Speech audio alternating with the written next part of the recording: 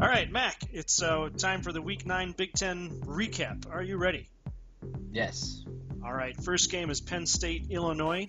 The score ended up being 39-0 with Penn State winning. You picked 28-17, so you gave Illinois 17 points that they did not score. What happened? Yeah, they didn't score. They didn't get anything going on offense straight from the beginning. Penn State's defense really stepped up in a big way. I think when they initially knocked Illinois off balance or made them up for Beaver Stadium, it's really hard to get anything going from that initial fall apart phase, if you will. And that's pretty much just what happened. Penn State played some pretty good football on defense. Illinois couldn't progress from there. Next game is Wisconsin versus Rutgers. The final score ended up being 48-10. You picked 31-10, so you hit Rutgers dead on. You picked the winner, Wisconsin. I guess not too many surprises here, so what do you think? No, not surprised at all. Wisconsin was able to score once or twice more than I thought they'd be able to, but I guess that's just a testament to Rutgers' bad defense.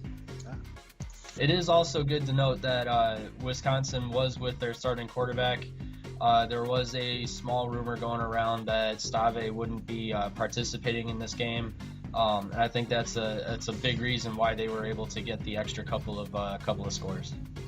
All right.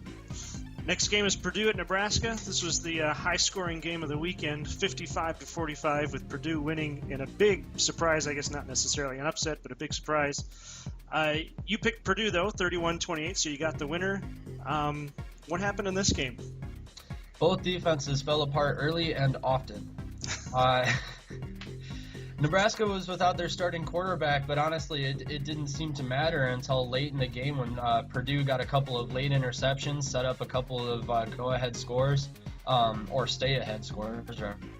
Purdue played some really good football at home. They were able to stay fluid on offense, were able to move quickly and take advantage of some of Nebraska's pretty fatal mistakes. Next game is Iowa at Maryland.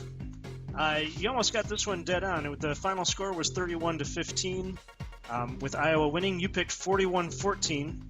So really close on this one. So again, not a lot of surprises, but what do you say about that one? Well, Maryland's defense had a good third quarter, but that's pretty much all they had. Offensively, they were able to take advantage of Iowa maybe getting a little bit fatigued, maybe putting in some second and third stringers.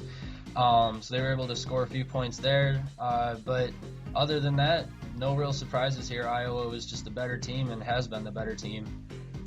And still in charge of the West Division, correct? Yes, they are. They're owning it over there. All right, the last game. This one was another emotional game for Michigan. Minnesota versus Michigan. Michigan pulls it out at the end, 29-26. You picked 38-6 for Michigan.